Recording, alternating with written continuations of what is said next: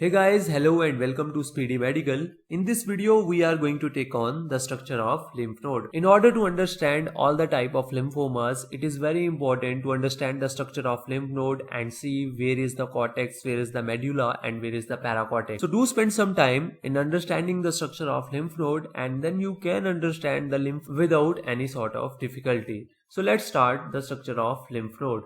So this is the diagram which I have made in order to simplify the structure of lymph node. But first of all, you should know what a lymph node is.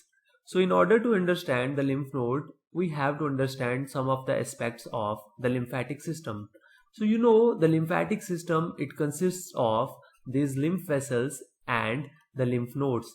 And the basic purpose of lymph vessels is to carry the lymph, and as a result the various pathogens and the microorganisms, they are carried by that lymph into the lymph nodes, and these lymph nodes, they will act as filters which will filter out all the pathogens that are present within the lymph, and they will destroy those pathogens with the help of immune system, and that is called as adaptive immune response. And this adaptive immune response is basically due to the B lymphocytes and the T lymphocytes that are present within the lymph node. So this is the basic function of the lymph node, that is the clearance of all the microorganisms and the pathogens which have entered into our body and can be harmful for our body. Now, in order to understand the structure of lymph node, we will start from the outside and we will come towards the center. So you can see these channels which are entering into the lymph nodes. These are called as afferent lymphatics, and their role is to carry the lymph from the lymphatic vessel and subject that lymph into the lymph node. So therefore they are the afferent lymphatics, and these afferent lymphatics, they are carrying the lymph and they are subjecting that lymph into the lymph node. Now the lymph node, it is covered by a capsule over the whole area, and this capsule, it sends in invaginations within the lymph node. As a result of these invaginations, the lymph node is divided into various nodules. So these are the small nodules which are divided by the invaginations of the capsule. These invaginations, they are called as trabeculae, and the divisions, they are called as the nodules or the lobules. Now the substance of lymph node is divided into an outer part which is called as cortex and an inner part which is called as medulla. So this outer part is the cortex and the inner part is called as the medulla. Now in between the cortex and medulla, this area is called as the paracortex. So we have the cortex. Then after cortex, deeper to it is the paracortex, and deeper to the paracortex, that is within the center, there is the medulla. Now close to the medulla, there is a portion of the lymph node which is called as hilum, and it is the same hilum that was found in the kidneys, and from the hilum a single channel will arise which is called as the efferent lymphatic, and this efferent lymphatic, it will carry the lymph from the lymph node and will go via the lymphatic channels. So this is the basic flow of the lymph through the lymph node. Once again, the lymph, it flows through the afferent lymphatics, and via the afferent lymphatics it enters into the lymph node. Now just beneath the capsule there is a space which is called as the subcapsular space or the subcapsular sinus.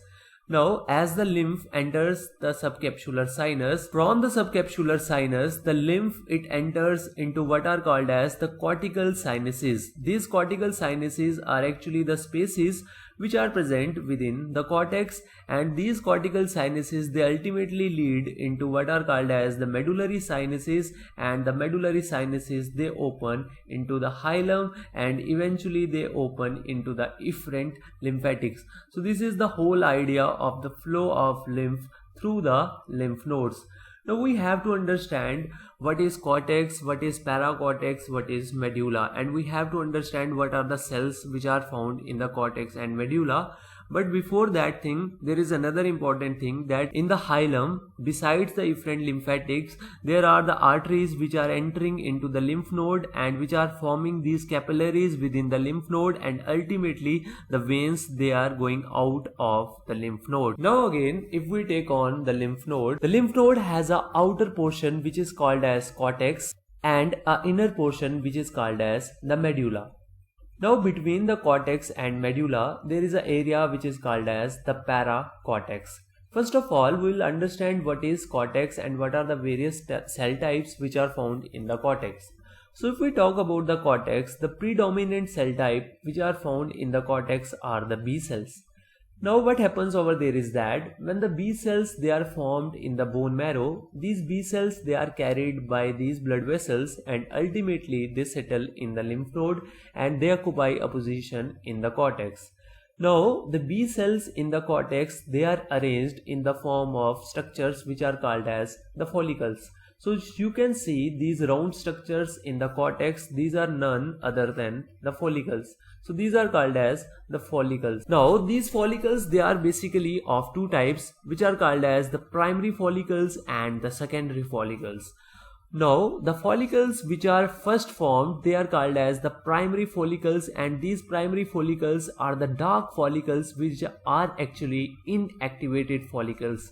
So these are inactivated follicles, they just contain cells which have not matured yet. So these dark follicles, they are the primary follicles.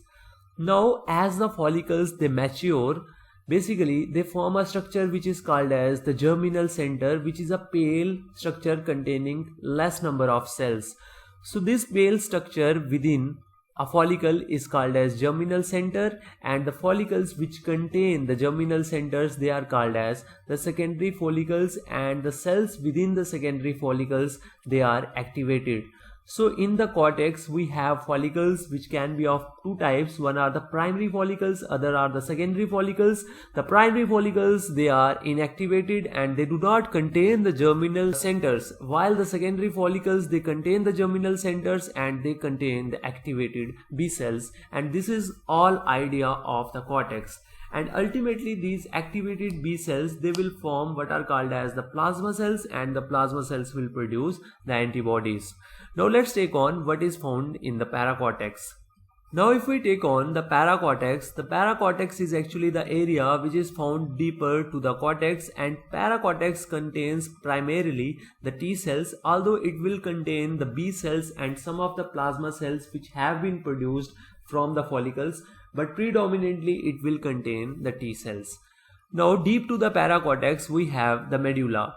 Now this medulla is arranged, or the medulla, it consists of medullary sinuses and the medullary cords. So in the medulla, we have the arrangement in the form of medullary sinuses and the medullary cords. So these medullary cords, they are basically the cords of cells, and these contain the B cells and the plasma cells. Now the cells which have been matured in the cortex, they will move down into the paracortex and ultimately into the medulla. Therefore within the medulla, we have the B cells and the plasma cells.